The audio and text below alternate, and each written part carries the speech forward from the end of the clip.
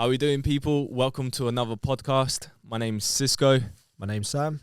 And this is our second podcast. Last week's podcast had a lot of good feedback, and we really appreciate everyone who reached out, everyone who supported us. Today, we're going to proceed with our second podcast and just give you a bit of more information in Jersey, things that we like, DJs that we're into, people that we've worked with, and just see where we go. So, Sam, I'd like you to start today. With a question? Whatever you like. Okay. I got a topic I want to speak about. Cool. Which is, what's your favourite event? Your favourite event you've been to outside of Jersey? Okay, would you like me to talk about a festival, or would you like me to talk about an event? Because it's two different things. You can talk about both. Okay, cool. Festival has to be Tomorrowland. That for me was the best experience I've ever had. Not just because it was such a clean atmosphere in terms of like the festival was really clean, but at all the stages, the production, even like the people that were there from all over the world, the friends that you make, it just feels like for 4 days you are in a completely different world. And everyone is just there for the same reason. Obviously, you were there as well, so... Yeah, I've been there. You know what I'm talking about. It was just such an amazing experience. The production, the whole storytelling was just, like, so inspiring. So, yeah, I would say Tomorrowland. And do you know what it is about that? It's so difficult for people to go there who don't live there. So, obviously, for people... You meet people from every different country around the world. And, obviously... Let's say you live in Brazil, they might only have an allowance for, let's say, 1,000 tickets. So for you to go to Tomorrowland and being from a country like that, it's pretty much impossible. So when everyone's there, I mean, the vibe is just like on a different level. So I mean, that's what I mean, in terms of production, that was like, you don't really know what to expect, but when you're there, you're like, Jesus Christ, you wonder how much money they put into something like that, because the stage, like every single stage, it must have about 12 different stages, plus like everything they set up in like the actual camps, etc. It's ridiculous. Yeah, I think as well the attention to detail, like from the minute you get your ticket. So for those who haven't been, when you buy your ticket, they send you down a box, and actually I do have one here. Give me a second, I'll just go grab it actually to show you.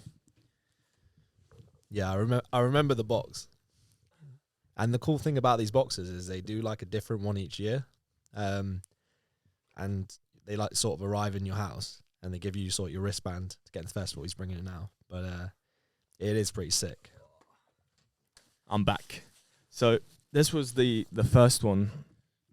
Tomorrowland, I don't even know, the Umicorum, which this is what the box looked like when it came. You open it up. And a song starts playing, which is awesome. And then you also get the band, which I think this is the coolest thing about the festival as well. How everything is just on the band. You put your money in, and then it's just so easy to... That's how they rinse you. Yeah. Yeah, you do spend a lot of money, to be fair. Food, drinks, and everything is really... I did the numbers on this once. Yeah. I want to do it now. But like, yeah. The amount of money they make on that festival... I don't even know, but I did the numbers, right? So how much is it for a ticket again? I think from memory is about 350 to 400. Right, so let's say 350, right? Yeah. And there's 250,000 people that go each weekend, and they do 2 weekends. So 350 times 250,000, that's 87.5 million. Wow. Just on tickets. Yeah. Well, but you're forgetting as well. Remember that that's for the basic ticket. Yeah. So that's just like if you're camping. Now think about the villas. They're like 10, 15 grand each. That's probably what, 10 of them maybe? Yeah. So 175 million is the baseline. Yeah. For like cheapest tickets. Yeah. And then, I don't know, let's say on average, you spend at least 600 to 800 euros minimum. Easy. Like easy. That goes like easy. So let's say 800 euros, like the average person spends. Yeah. Times 250,000. is 200 million. Times that by 2 is 400 million. Plus the tickets, that's $500 million on one event. Yeah. And I reckon, like, you know, the artists that go to these type of events, I don't think they really pay much for these artists because it's sort of like a status thing. Like if you get to play at Tomorrowland, it's not like, oh, you pay the full fee. I can imagine like some of these big EDM DJs, like their normal fee is probably like 50 grand to 250 grand, but they're probably doing it for little to nothing or free, so they probably make a lot of money. To be fair though, I think the ticket is worth every penny. Like I just want to put it out there, like if you have an opportunity to go, do go, because the experience is unbelievable. Like the production, the fireworks, just the whole thing is even the food is amazing in there. Like no, I'm not saying it's not good. I'm just saying like crazy when you think about like the type of money that they make on an event like that. Do you know what? Actually, that's a perfect opportunity to just touch on booking of artists. And obviously with the polls that we've been doing, we touched about paying 20, 25, 15 pounds for a ticket last week. And this week you've been really focused on booking artists for this year for the Loft and for other things that we're working on. So what has been your experience when speaking to promoters or booking agents? Yeah, well, I guess I sort of had a bit of experience doing it already.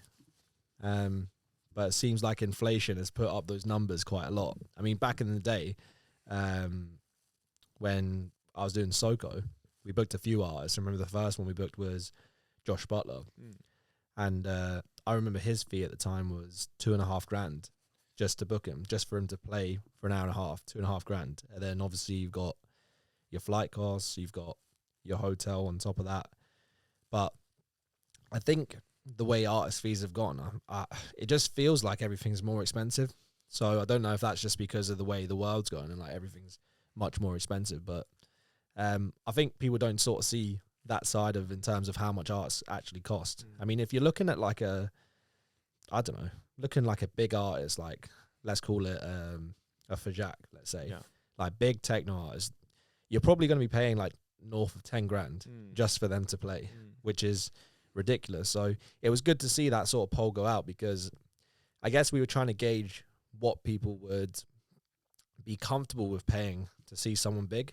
Because I think one thing we're always conscious of is we don't really want to overprice things, and we want to make things reasonably priced. But obviously at the same time, we've got to cover our risk in terms of booking these artists, because if we're doing tickets for £5 and we're booking an artist that's costing us 3 grand, then like obviously that's a lot of pressure on us to make sure that we sell an event out even to break even. So yeah, I think touching on the artist point, I think it's good to see that most people were saying between 20 and 25 pound, which is kind of, I think, what you would hope to price it at if you were booking a big artist, so you can make sure you cover your costs. Because another thing is, like, obviously we've sold out our last 3 events, but like you can't just plan to say, all right, well, we'll base it on us selling out the event, because it might not always happen. There's always so many factors that go on, like different events that happen, you know, people's different commitments. People might be back at uni, so you know, the audience that want to listen to that sort of music might be less. Also, people pick and choose sometimes between events that they go to. So you kind of got to be careful in terms of picking the right price, but also picking the right artists as well. And the venue as well. There's so many logistics that goes into booking an artist, and a lot of the hidden costs as well. So for anyone who isn't aware of what happens when you book an artist, you're not only paying for his time, you're paying for his flights. So for him to come from wherever he is to Jersey, and then you're having to pay the hotel. And then I only found out actually this earlier in the year, riders. Oh, yeah. So do you want to explain what a rider is? Because a lot of people don't actually know what that is, and it'll be cool for you to explain what a rider is. Yeah, so a rider basically is a list of things that you must give to the DJ when he arrives. So that can be drinks, could be food, can be how they want their transport, could be like they need to go in a 4x4 or whatever it is. I mean, the list goes on. I don't know if have you seen equipment as well, but did you see that post with Steve Aoki's rider? Yeah. That's crazy. like It's not my kind of music, but his ride is insane. Like a cake and all sorts. He had like a set of 6 boxes, set of 6 socks, a cake, like specific juices, like a pepperoni pizza that has to be warm when he goes into the hotel room. You've got like what's those like confetti guns. Yeah. Oh, and also he had one of those, was it the floats, the boats? Yeah. So you can just like chuck it on the crowd and like go crowd surfing. So crazy. it's ridiculous. I mean, like the smaller artists, they don't have that big of a rider, but like when it gets to these bigger ones, I think these artists or the agents almost expect. It's kind of like a trick. They want to make sure that, some of the stuff might sound stupid that they're asking for, but it's showing whether you know what you're doing and you're committed. And like some of the things, they might not be a massive sway, but it's like if you do that, you sort of show that you're professional and you know what you're doing. I can remember Ways and Odyssey, like their drinks rider alone cost me like 150 quid. Yeah.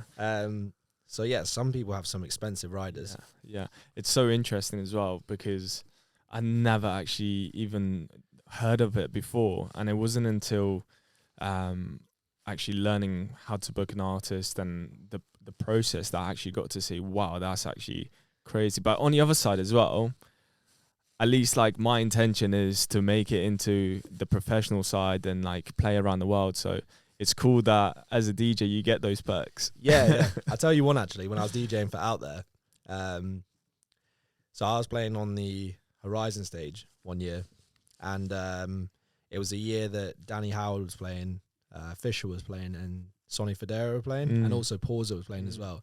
Eli Brown was playing that year as well. Was he? Yeah. Anyway, and Danny Howard on his rider, he asked for like just a box of, I think it was Danny Howard, I'm pretty sure. Yeah. He just like a big crate of crisps, literally salt and vinegar, cheese and onion, ready salted.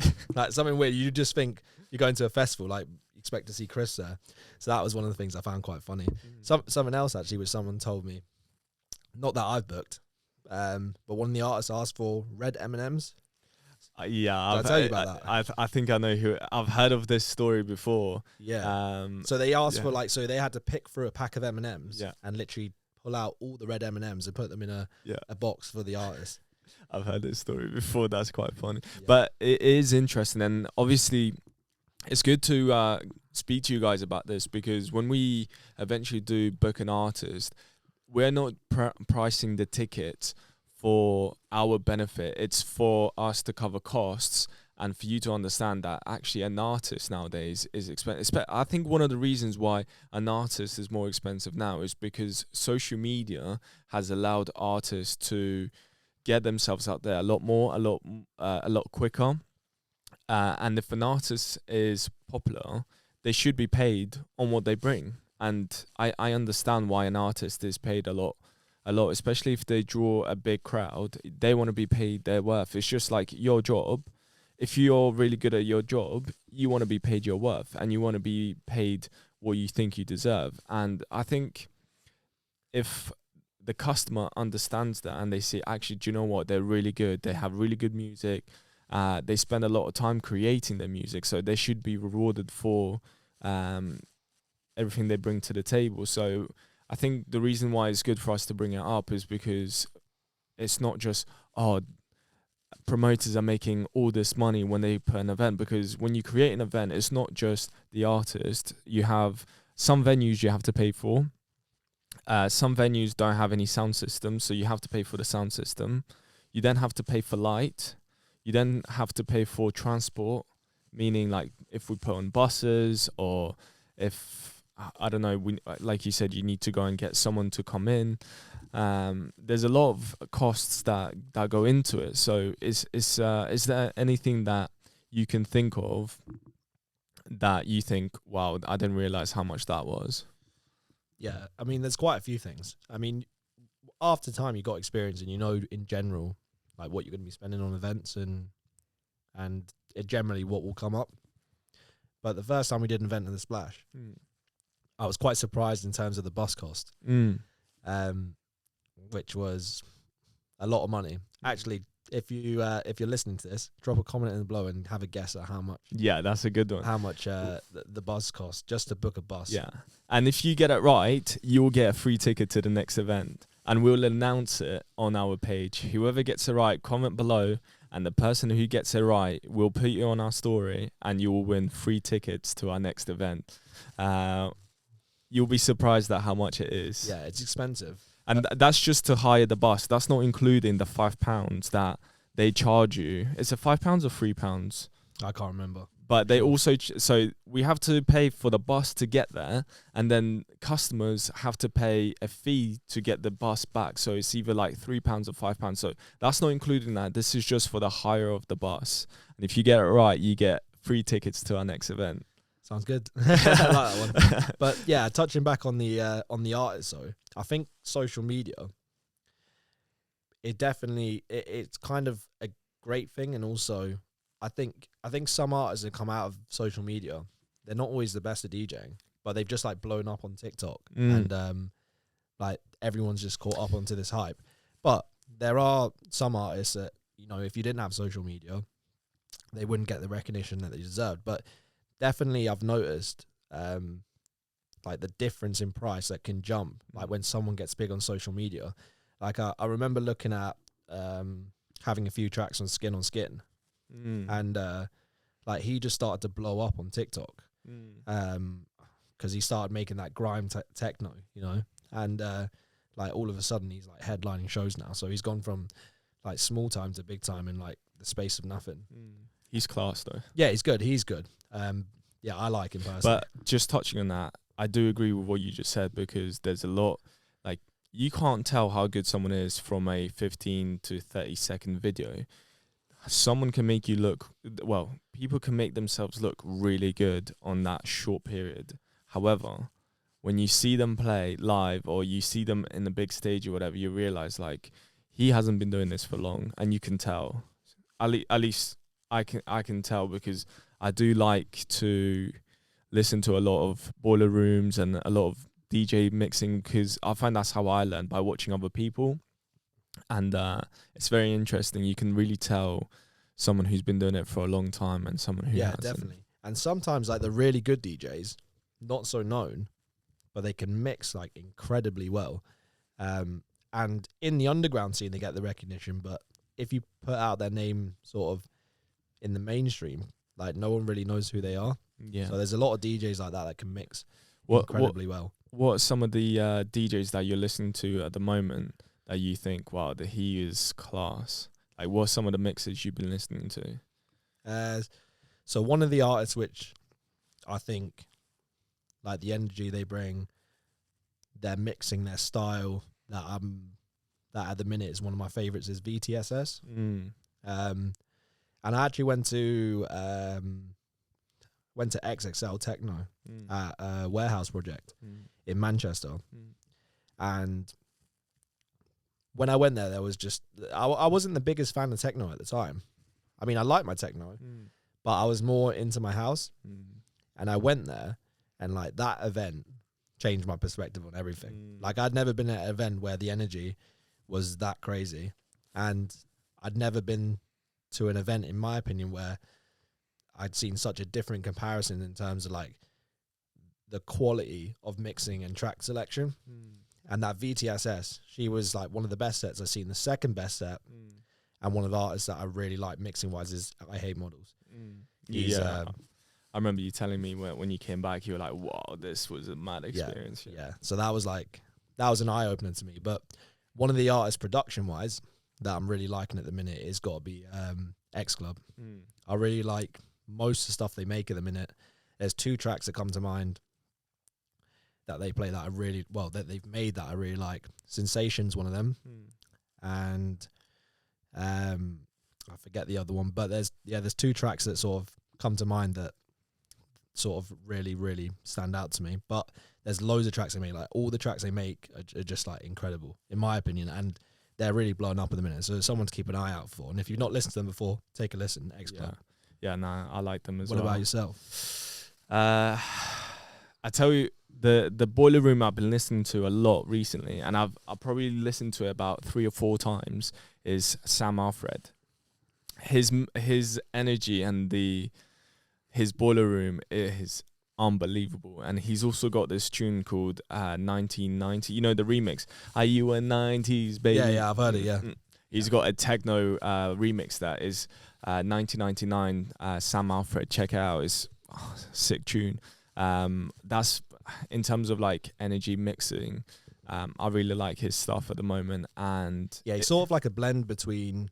Like I watched some of the sets. I watched the Boiler Room set, and I watched another one of his sets. But his mixing is kind of like a blend between house and techno. Yeah, he like plays like harder house, but he also plays like some like really groovy type house tracks, but also like mixed with techno as well. Yeah, I really like him, and he's actually been supporting like X Club in quite a lot of their sets. Yeah. He's obviously picking up a lot of recognition at the minute. And he's like obviously with the Boiler Room, and that Boiler Room was like Mall Grab. I'd love to do a Boiler Room myself. I think that'd be peak for me. Good. Wait, Boiler Room, if you're watching, get me on. In terms of production though, I'm really into Heartstring. Like Heartstring at the moment, everything they've been producing, I'm really liking it. Really good stuff. Like Can't Stop, that tune is one of my favorite. I just really like it. I've really enjoyed Frank at the moment, and he's got this tune called Hear the Sound, and that tune is a belter. Yeah, he's picking up some steam as well. Scottish, someone we're keeping some eyes on. But maybe there's clues in what we're talking about, but we'll see. Yeah, no, he's really good. I mean, he's got that like that hard dance, like that techno type production. And in his mixing as well, he's picking up a lot of steam at the minute. Still relatively not massive, but he's played at quite a few big events now, and he's obviously getting booked up a lot more. Yeah. If I was to ask you, what is the sound that we are pushing?